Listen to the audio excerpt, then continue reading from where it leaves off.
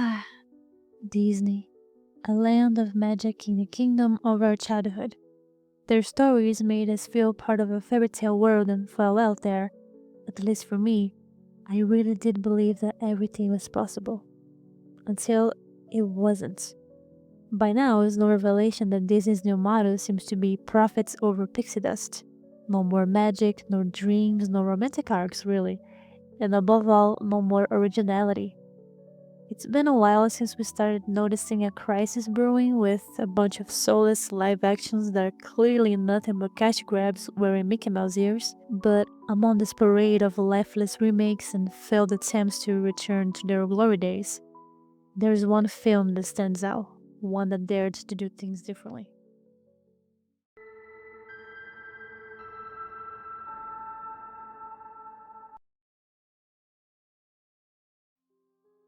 Being a romance above all, this movie needed a touch of magic, not provided by computers, but a more personal and human touch, with natural lighting and built sets. With that being said, the CGI was off the table almost completely, and director Kenneth Branagh did an incredible job with his romantic core and lush visuals. Besides feeling so magical all the time, I guess the true miracle was his choice of practical effects. The props, such as the pumpkin carriage and the crystal slippers and the breathtaking ballroom set, was built specifically for the movie. And even some parts of the forest were constructed, you heard me right, constructed in Pinewood Studios to maintain a more grounded and earthy tone. And my favorite part, it was shot on film, which was the icing on the already perfect cake. It provided us with a more warm, romantic, and classical visual. And it was a sight for my sore eyes, exhausted with the washed out colors that the late 2000s and early 2010s were crawling with. I still love you though, Twilight. You preserved the fairy tale lenses and it created a timeless yet vintage setting.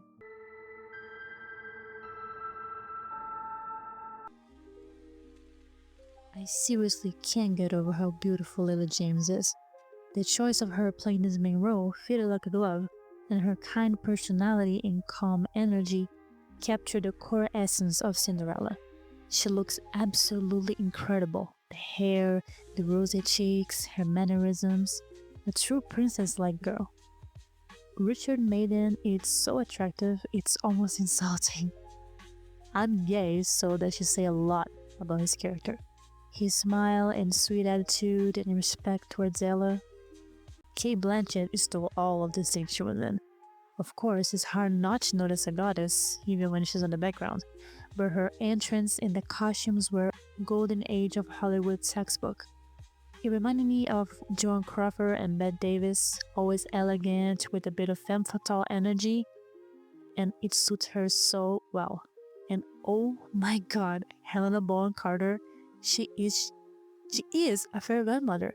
Her looks, her expressions, and movements flow so well, I could have sworn she was dancing instead of walking once in a while. And her dress? We'll talk about costumes in a minute, but let me just say, It was perfect. Perfect. Everything, down to the last minute details.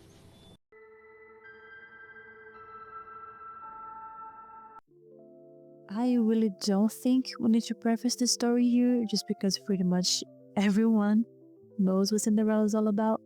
Well, everyone but the people who approved this chaotic disaster. I hate so much about the things that you choose to be. It was told and retold half a million times, and Hilary Duff still did it better, guys. I mean, Jennifer Coolidge is in the movie. I don't think I need to say anything else. The director kept it close to home and he added more layers and some details that I really appreciated.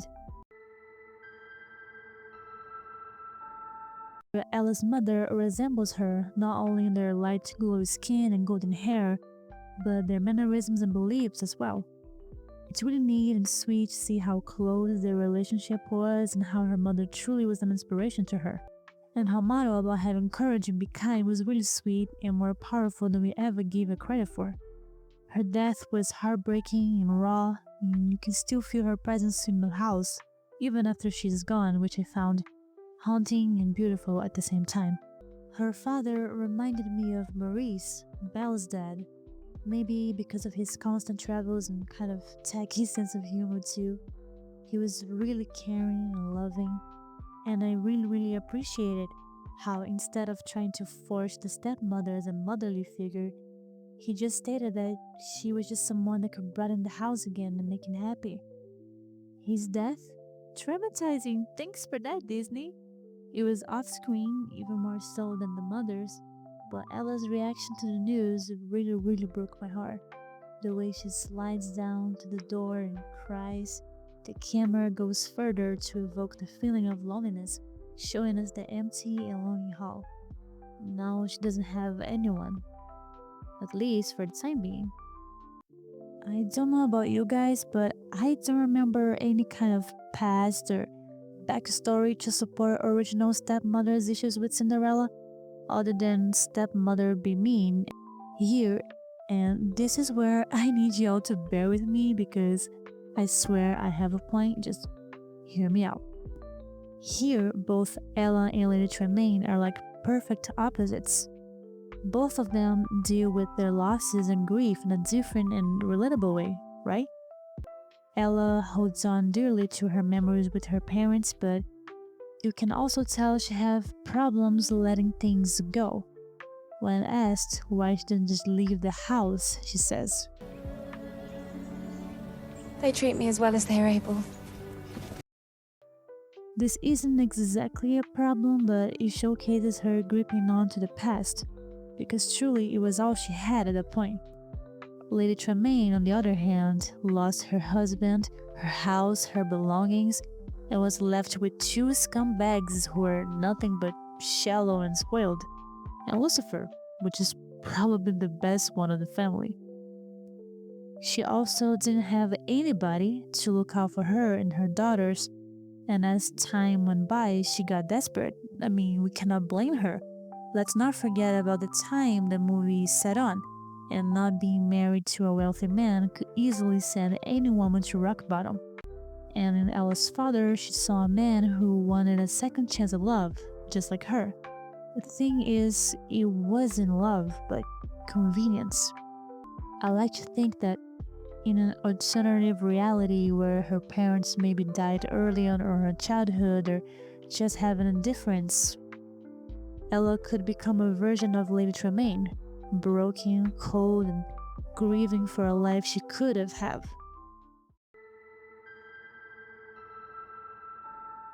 Here, the relationship is similar to the original, but Rosella and Anastasia are more louder than ever.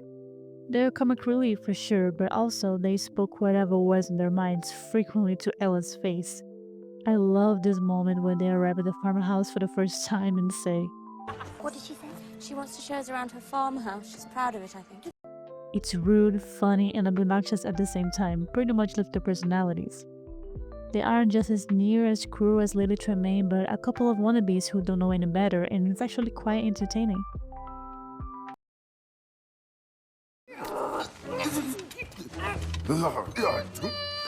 Oh, enough!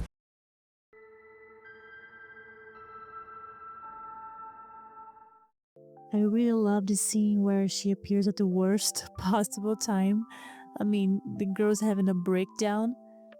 She helps this strange old lady without question, and little did she know, would change her life forever. Their interactions are a perfect combination of funny and endearing, and Helena just brings this chaotic and deranged energy to the table. She's all over the place, and I absolutely love it. It's funny how Ella never thought her life would take that 360 just when she almost gave hope. This is a beautiful lesson for us all.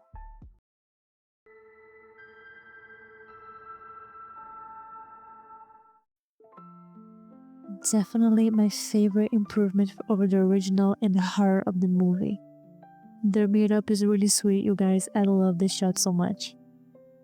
Kate doesn't fall for Ella because of this beautiful mystical being she was at the palace, but because of her, you guessed it, kindness and courage. She steps up to him in a way probably no one ever did, and doesn't see him just as a prize.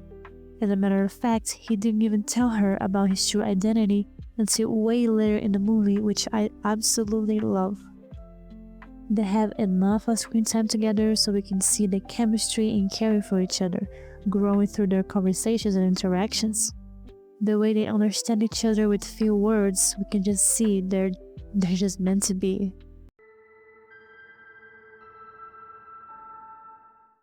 Her wardrobe gave her a strong presence, like a silent authority figure with a luminous energy. She's seductive and cold at the same time.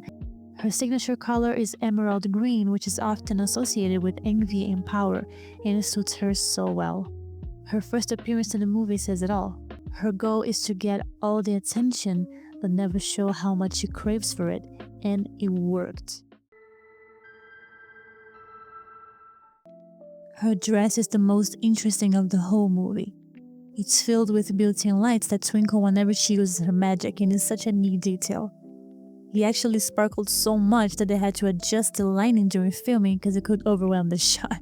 The layers and layers of white tulle filled with crystals and glitter just made me think of if a mirror ball exploded, and I love it. Her whites and silvers reflect purity and goodness, a literal beaming of light, and is nothing more than when she was to Ella at the moment. A new hope and a little bit of magic in her darkest night.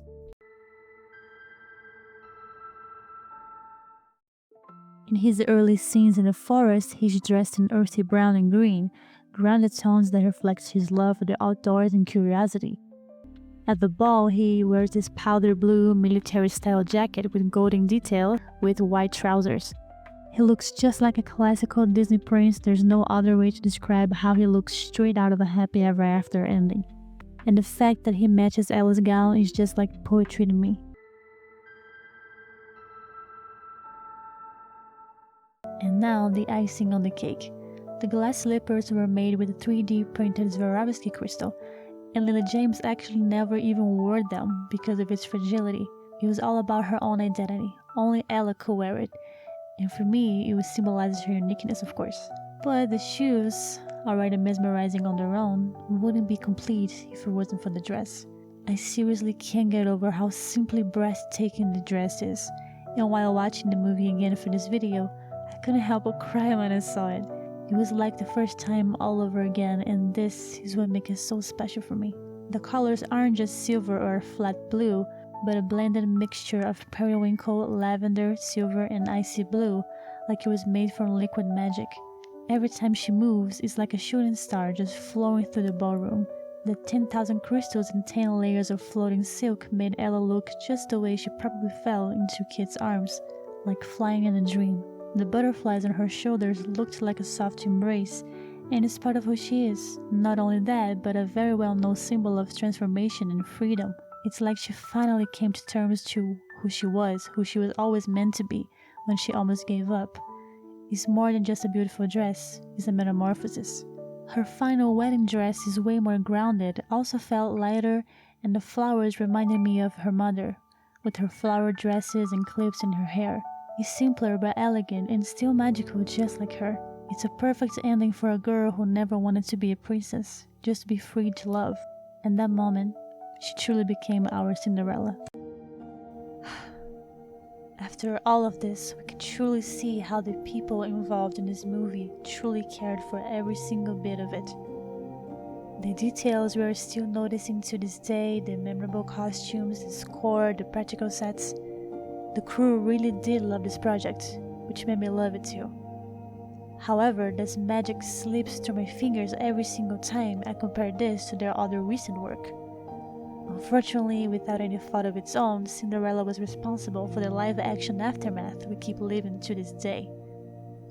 And give us nostalgia trip after nostalgia trip worked for a while, yes, until it didn't.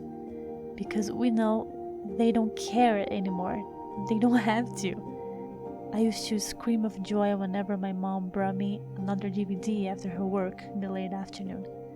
I curled up on my favorite princess blanket on the couch and admired the TV with excitement and hope, knowing that I was about to see something magical happen the next couple of hours. So, what happened? Did the clock hit midnight in our childhood and suddenly we were grown-ups working inside a pumpkin all day? Maybe. But I refuse to believe the magic is gone, because I'm still here and so are you. We can talk about how lost and money hungry they are on another day, but for now, let's keep going back to a simpler time, shall we? After all, the stories will live forever, ever after. If you made it this far, thanks. I really appreciate you. This is my first video ever. As you can see, it's a dream come true to finally come up here and do this. I'm sorry if the audio was all over the place. I'm still trying to work this program out and the editing too. Actually, I had to remake the whole thing after 2 weeks. It was a pain in the ass, but I finally did it. And English is my second language, so I'm sorry if I mispronounced something. I was very nervous and anxious, but I'll get better. And I really hope you guys enjoyed this video. I have so many more ideas and scripts ready actually to go. And if you like this, please consider subscribing and hit the like or dislike button too. And comment down below what you want to see next, and I'd love to hear your thoughts too. Always be nice and respectful for me and for everybody else watching. And I'll see you guys soon.